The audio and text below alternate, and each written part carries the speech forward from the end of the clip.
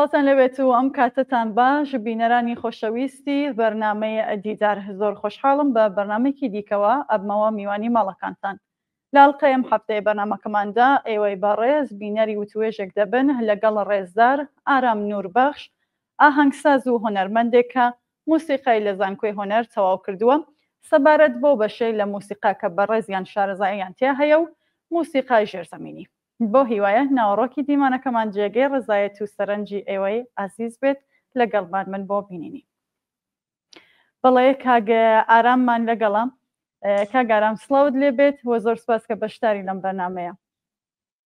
زۆر سپاس و وێڕای دەستخۆشی لە ئێوە و لەو پرۆگرام و بەرنامە باشەتان بەڵێ من ئارامی نوربەخشم تەمەن 27 ساڵم و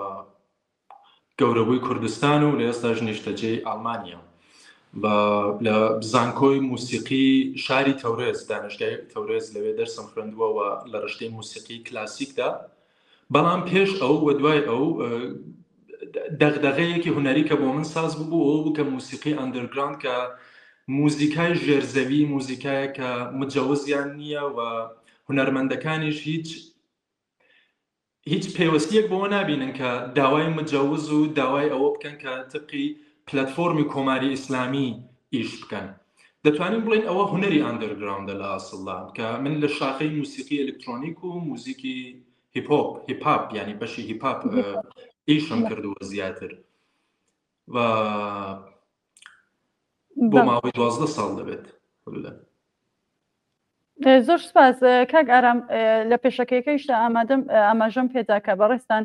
لە بوارێکی موسیقایەکی تایبەت واتە هۆنەری ژێرزەمینی یا هۆنەری هیپهۆپ شارەزاییتان هەیە زیاتر بۆمان بدوێن سەبارەت بەوەی کام چیتان کردووە ئەو کاتێکە لە ڕۆژهەڵات بوون ئێمە ئەگە بین بە نظری من باشترە کە پێشتر بین تعریفێکی جدید لە ژێرزەوی بوون و ئەندەرگراوند بوون نیشان بدەین کە بە هەر وڵاتێک معنای ژێرزەوی بوون فەرق دەکات طبعا ئەسان بیر و بڕوای ژێرزەوی ئەندەرگراوند لە ئەمریکاوە ساز بووە کە لە دەورانی هیپهۆپ و لە دەورانی ساڵی 1960ەکان بەولاوە ساز بوو کە هونەرمەندانێک بوون کە معترض بوون بە وەزعیەتی حاڵی موجودی ئەو کاتەی ئەمریکا لە کۆماری ئیسلامیش حدودی 20 ساڵ دەبێت کە موسیقی ئەندەرگراوند لە کولیەتی ئێراندا ساز بووە کە بۆ ماوەی 15-16 ساڵش دەبێت لە کوردستانی ڕۆژهەڵاتدا هەیە ئەو شتا و من ئەو ئیشەی کە ئێمە کردمانەوە بوو کە بە هەر شێوەیە کە ببووە ئیعترازی خۆمان ناڕەزایەتی خۆمان دژایەتی خۆمان سەبارەت بە مەسائلی سیاسی سەبارەت بە مەسائلی کۆنەپەرستی و سەبارەت بەو وەزعیەتە ناخۆشی کە 45-6 ساڵە خەڵکی کوردستانی ڕۆژهەڵات هەیانە کە بە تەسویر و بە ڤیدیۆ قابلی مشاهدەی هەمووی خەڵکی دنیای دیویانەکە وەزیەت چۆنە ئێمە سەبارەت بەوانە بدونە هیچ ئیسلاحەکەم پێ دەڵێن چێشمدا شتێک بدونە هیچ ئەوەی کە هیچ نەفرێک ساپۆرتمان بکە لە گیرفانی خۆمان لە هەزینەی خۆمان لە ژیانی خۆمان گوزەراین لە ژیانێکی نۆرمالی خۆمان گوزەراین تا بتوانین وەک ئەسەرێکی پەروانەیی ئەسەرێکی چکۆلە لەسەر وەزعیەتی سیاسی و بیر و بڕوای کۆمەڵگاکەمان دابنێ من ئەوە دەتوانم بڵم تعریفێکی جدیدە لە موسیقی ئەندەرگراوند کە هەم دەتوانێت بەشی ئاعترازیشی تێدابێت و هەم دەتوانێت بەشی خۆشەویستیشی تێدابێت بەڵام خۆشەویستی نەبوو فۆرمە کۆنەپەرستیە نەبوو فۆرمە قەدیمیە من ڕێزێکی زۆرم بۆ هونەر و کولتوری قەدیمی و کلاسیکی کوردی هەیە بەڵام ئێمە لە بەشی ئەندەرگراوندا لە ژێرزەویدا جەماعەتێک بوون کە نەسەرفەن موسیقی لە بەشی سینەماکێشیدا لە بەشی تەئاترەکێشیدا بەڵێ منیش پرسیارەکەم ئەوە بوو کاک ئارام کە ئەم موسیقایە چ بوارگەرێک لە خۆ دەگرێت ئەم موسیقایە دەتوانێت لە ئێستای کوردستان و لە ئێرانیشدا بواری موسیقای هیپهۆپ لەبەر بگرێت بواری موسیقای ئەلکترۆنیک لەبەر بگرێت فۆرمێکی تازە لە موسیقای ئەلکترۆنیکە بۆ خۆیان بە چەند بەش بڵاو دەبێنەوە بواری موسیقای ڕاک و موزیکای مێتاڵ و موزیکایەکە ژێرشاخی ئەوانن ئالتێرناتیڤن لەو بەشانەدا زیاتر ئێمە دەتوانین ئەندەرگراوند کار بکەین و جاری وایە ئەسەن پێویستیش نییە کە ژێرزەوی بوون سەرفەن لە سەبکێکی موسیقی خاص دابێت ئێمە زۆر گۆرانی بێژی پاپخوێنیشمانەیە کە ژێرزەمینی خەریکن کار دەکەن زۆر گۆرانی بێژی سنەتی خوێنیشمانەیە کە ژێرزەمینی خەریکن کار دەکەن بەڵام فەرق دەکات نوعی ئیشەکانیان بڕێک فەرق دەکات یعنی مادامێک کە تۆ دەبیە ژێرزەمینی یعنی ئەوەی کە تۆ معتەرزی و ناتوانانی تەسویری خۆش و دوومچاوی خۆت و وەزیەتی خۆشت بە ڕاحەتی و بە ئاسانی نیشان بدەیت بە کۆمەڵگا یا بە میدیاکان پێشتر. ئەلان تەنها شتێک کە بۆ هونەرمەندە ژێرزەویەکانی هەیە تەنها پلەتفۆرمێک کە وجودی هەیە پلەتفۆرمە سۆشیال میدیایەکانی وەکو ئینستاگرام و فیسبوک و یوتیوب و ئەوانەیە. کاگارم پرسیاری من ئەوەیە کە ئەلبەت بوارەکەی خۆشتان زیاتر موسیقی بوو بەڵام بەگشتی هۆنەری ژێرزەمینی بە چ دەوترێ بە چه هۆنەرێ ئەوترێ هۆنەری ژێرزەمینی بۆی زیاتر تەرکیزە خەمە سەر موسیقاش کە خۆتان لە بواری موسیقا داعیشتان کردووە؟ پێ پێشتریش باسی ئەوم کرد هونەری ژێرزەمینی لە کورددا بە هونەرێک دەکوترێت لە ڕۆژهەڵاتی کوردستان. تعریفی ئێمە تعریفێکی هونەری ژێرزەمینیمان لە ڕۆژهەڵاتی کوردستانەیە و تعریفێکی هونەری ژێرزەمینیمان لە ئێران هەیە. تعریفێکی موسیقی ژێرزەمینیمان ئێمە لە کوردستانی ڕۆژهەڵاتی و تعریفێکیشمان لە کلیەتی موسیقی زیرزەمینی لە ئێرانی حکوومەتی هەڵاتە تەبقی حاکمیەتی حکوومەتی فارسی هەیە. موسیقای ژێرزەمینی لە کوردستاندا یا هونەری ژێرزەمینی بە تایبەت بە کولە هونەرمەندانێکن کە ئەکسەرن بۆ خۆیان لە قشری فەقیری جامعە گەورە بوون، دەرد و ڕەنجی جامعە زۆر بەباشی دەناسن و مەیلێکی زۆریشیان بە مۆدێرنیتە هەیە، مۆدێرنتر ژیان بکەن، مۆدێرنتر هونەر نیشان بدەن، بڕێک لە مۆدێرنتر لە وشەهای مۆدێرنتر کەڵک وەربگرن، لە ستایلهای مۆدێرنتر کەڵک وەرگرن. یعنی ئێمە هەمانە لە کوردستاندا بۆ ماوەی 50 ساڵە بۆ نمونە من دەتوانین بڵێن لەبەر بەشی موسیقیدا بۆ 50 ساڵە ئێمە معمولاً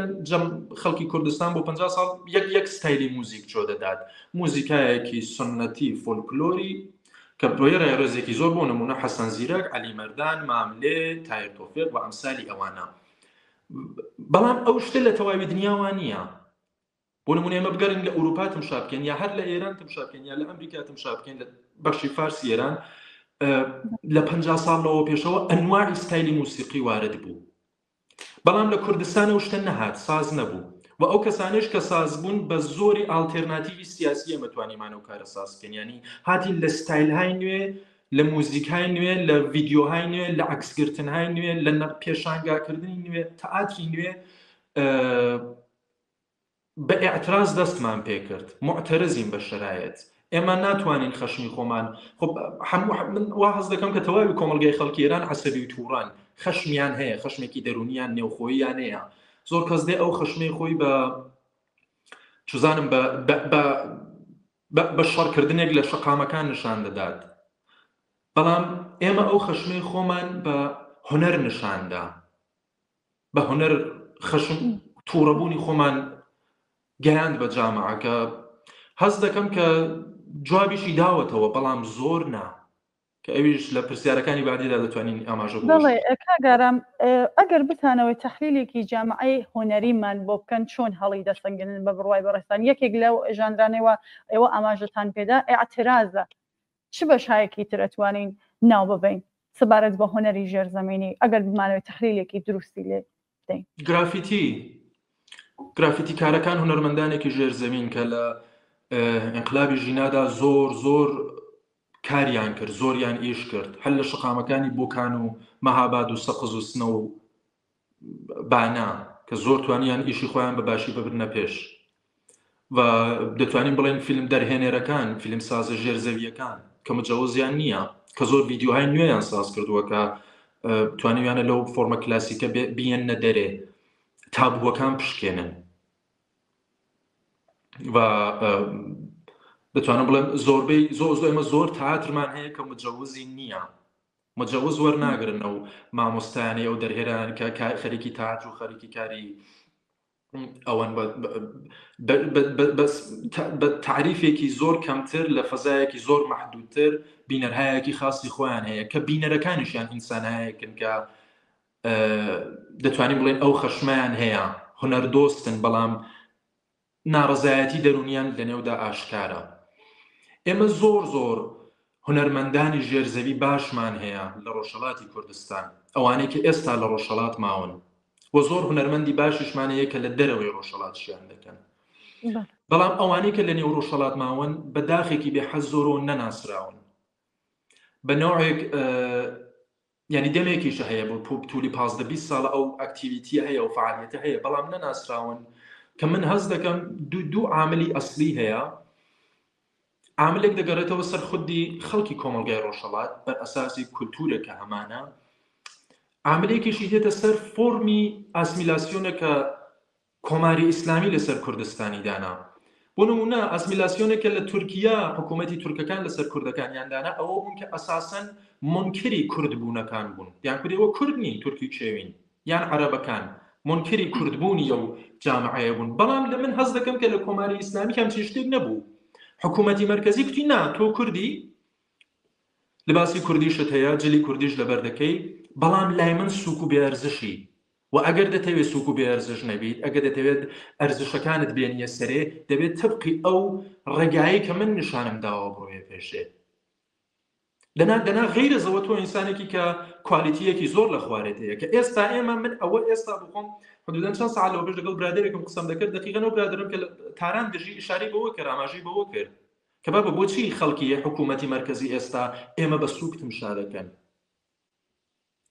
تعریفێکیان داناوە کە ئێوە کوردهای غەیوری نازانم مەرزبانی ئەوان بەڵام ئەگەر بەحث بگات بە مۆدێرنیتە بەحث بگات بە قسەی مۆدێرن بەحث بگات بە ئێعترازکردن نایەنی تۆ وەختە ئەوە نی تۆ تەجزیە تەڵەبی تۆ ئینسانێکی خەتەرناکی تۆ تێرۆریستی تۆ سەردە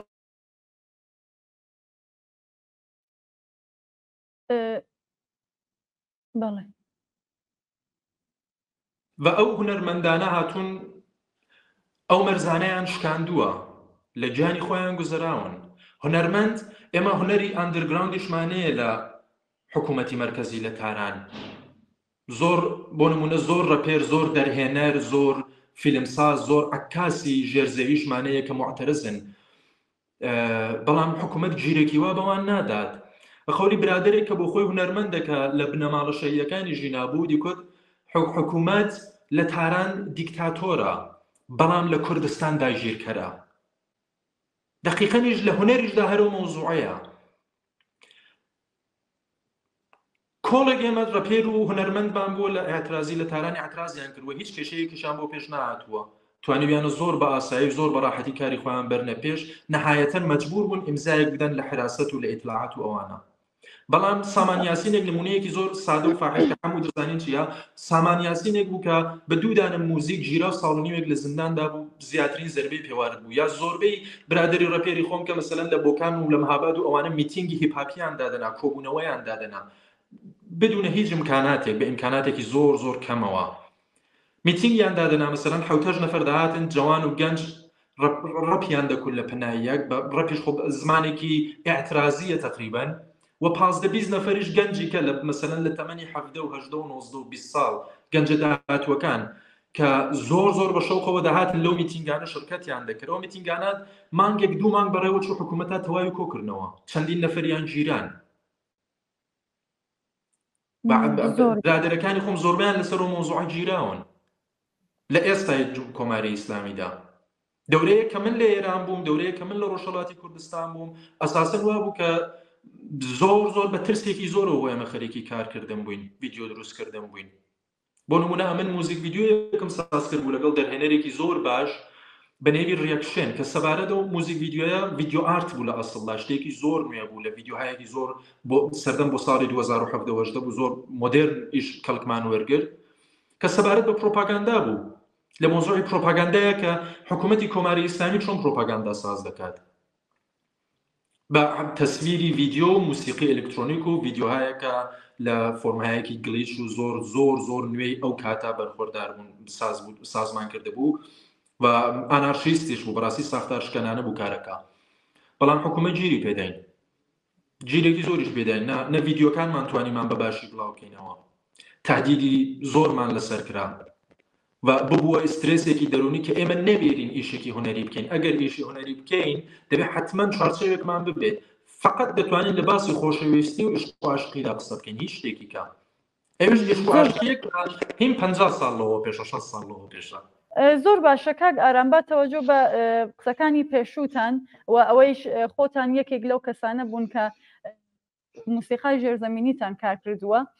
با تەوەجۆ بە کۆسپانێش کە ئاماژەتان پێدا بۆچی ئەم ڕێگاتانە هەڵبژارد ویستان چ پەیامێک بگەینن ئەم ڕێگایە سەرفەن لە بەشی موسیقاوە نییە، ئەو ڕێگایە نوعی ژیانکردنەکەیە. ئەو نوعی ژیانکردنەوەش دەگەڕێتەوە سەر ئەو ژیانەی کە ئێمە لە منداڵی بوومانە. طبعا نوعی دەربڕی نوعی ژیانکردن ئەو شتێکە لە منداڵیەوە ئێمە من پێوەی گەورە بووم، لە منداڵیەوە نازانم بە چ دەلیلێک، بەڵام هەر ناعەداڵەتیەکم دەدی سەبارەت بە حکوومەت. من لە بیرمە منداڵ بووم کە اعترازاتی ساڵی 88 بوو، اعترازاتی سەبزیان پێدەکوت دەورانی موسەی. من لەو وەختەوە خۆ کانسپتی اعتراز حاڵی بووم چییە لەو تایمەوە، کە من تەمەنێکی کەم بوو، تەمەنێکی 12-13 ساڵم بووە. و لەو وەختەوە من زانیم اعتراز چییە، زانیم نەعەداڵەتی چییە، زانیم کە چه زوڵمهایەک دەکردرێت و چه زوڵمهایەک بە بنەماڵەکە کراوە لە باری اقتصادی، لە باری سیاسی، بە ڕفێقەکانم. و دقیقاً هەمان خەشمی دەرونەیە کە من بە هونەر نیشانم دات. شانسم هێنا کە کردم بە هونەر و لە هونەردا ئەو خەشمە دەرونەم نیشانداوە چوومە نێوی. یعنی بە ئەو دەستی پێکرد، نوعێک تووڕەیی دەرونی بوو کە اعترازکردن بوو بەو شرایەتی کە هەیە. و نازانم جالبیشە بۆ زۆر کەس ئەو شرایەتە نییە، ینی وەزعیەتەکە بۆ هەموو مشابهە لەباری ناخۆشیەوە. بەڵام بۆچی جەماعەتێک کە دەتوانن اعتراز دەکەن و بۆچی جەماعەتێک سکوت دەکەن؟ شاید بە خاتری ئەو بوو ئێمە ئەو سەردەمە هیچ شتێکمان بۆ لە دەستدان نییە، تەنها شتێکە هەمانە گیانمانە، تەنها شتێک کە دەمانەوێ ئازادیە. و بە خاتری ئازادی و گیانمان اعترازی خۆمان دەکەین، نە هەر من، تەواوی هونەرمەندە ژێرزەویەکانەوان. تەنها شتێکە بۆیان گرنگە ئازادیە، ئازادیە کە دەبێت لەمسی بکەن تیدا بژین. کوردستانێک کە خۆشیان دەوێت، جانێک کە زۆر ناقابلە، زۆر ڕاحەت لە بین دەچێت، زۆر ڕاحەت دەتوانن بمان کوژن، زۆر ڕاحەت دەتوانن لە بینمان بەرن، چون هیچ شتێکی کەمان نییە، هیچ مەنافعێکی کەمان نییە. و حەچی کردومانە ئێمە بە خاتری نە سەرفەن بە خاتری خۆمان، بە خاتری ئەوە بووە کە شتێکی تازەتر بە کۆمەلگا نیشان بدەین، کۆمەلگا بتوانێت شتێکی تازەتر ببینێت لە قالبی هونەردا. کاک ئارام، هیپاپ وەک جەنگینەوەی نوێ و ناڕازی و ڕەخنەگەر توانیوێتی ڕاستیەکانی نێو کۆمەلگا لە قاو بدات؟ هیپاپی قەدیمەرێ ڕەپێرەکانێک کە نەسلی قەدیمی ڕەپ بوون لە کوردستاندا، ئەوانەی کە تا 5-6 ساڵ لەوە پێششکاریان دەکرد، ئەرێ ئەوان دەنگی ڕاستەقینە بوون. بەڵام نەسلە نوێیەکە نا، متاسفانە بەداخەوە، بەداخێکی زۆرەوە نەسلە نوێیەکە لەو مەرحەلە گوزەراون کە اعتراز بکەن. لەو مەرحەلەیەدان کە سەرفەن ئەویش بەهۆی سوشیال میدیایە مۆزوعێکی جیهانیە، سەرفەن پەیوەندی بە کوردستانەوە نییە، بەڵام کوردستانی شاملی دەبێت. ئەوەیە کە سەرفەن ئێستا لە بۆ هیپاپێرە جەدیدەکان یان ڕەپێرە جەدیدەکان بەشێکی زۆریان نە هەموو معروف بوون و پوڵ و پارە گرنگ بووە. بەڵام بۆ نەسلە قەدیمەکە ئەرێ کە دەتوانن ئەلانش ئیش بکەن، بەڵام بە خاتری ئەوەندەیان مەترسی لەسەر لەلایەن حکوومەتەوە ناوێرن ئیش بکەن. بەڕاستی مەگەر ئەوەی بێنە دەرێ، بڕۆنە باشووری کوردستان یا بڕۆنە ئوروپاوە لە جگای لە وڵاتەکانی کەوە کە خب قەتعا ئەگە تۆ لە باشووری بڕۆیتە هەر وڵاتێکی کەوە جدا لە ڕۆژهەڵاتی کوردستان،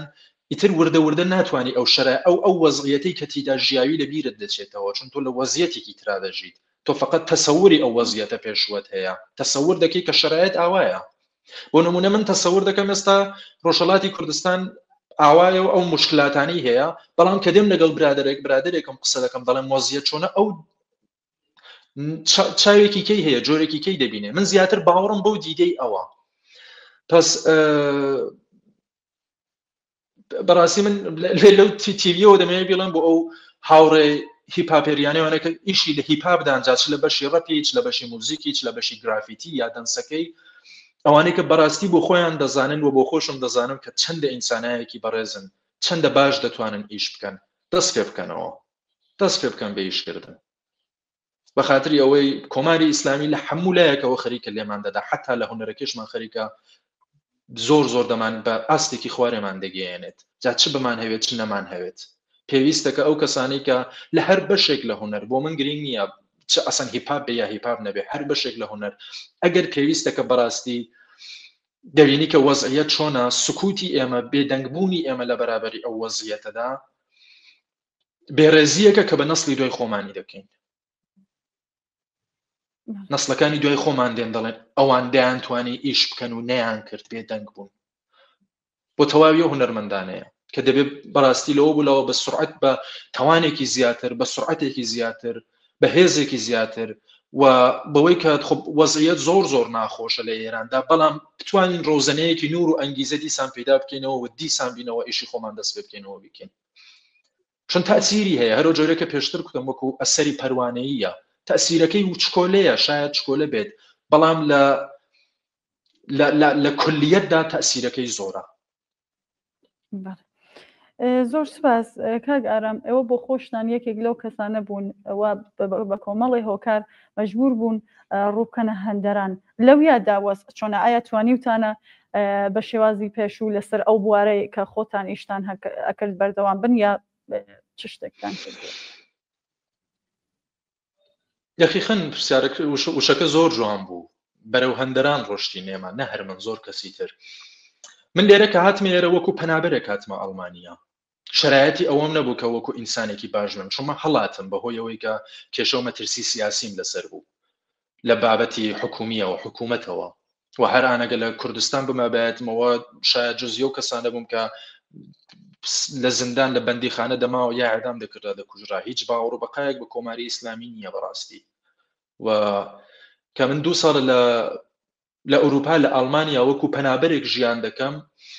دەتوانم بڵێم ژیانی پەنابەری لە ئەوایلی ژیانەکەەوە تەئسیرێکی زۆر ناخۆش و نێگەتیڤ لەسەر مێشکی هونەرمەند دادەنێت چونکە هەموو شتێک تازەیە تۆ لە مۆزوعەکە پێی دەڵێن کاڵتر شاک لە شۆکێکی فەرهەنگیدا گیر دەکەی بۆ ماوەیەکی زۆر ساڵێک 2 ساڵ 3 ساڵ و دەبێتە هۆی ئەوەیە کە سرعەتی تۆ سرعەت عملی ئیشکردنی تۆ کەمتر بێت بەڵام بە دڵێکی خۆشەوە ئێستا دەتوانم بڵێم ئیشیشم کردووە بۆ نمونە کورتە فیلمێکم دروست کردووە کە فعلا بە حاڵەتی بڵاوبوونەوە نەگەشتووە بە ڕێلیز گەشتن نەگەشتووە و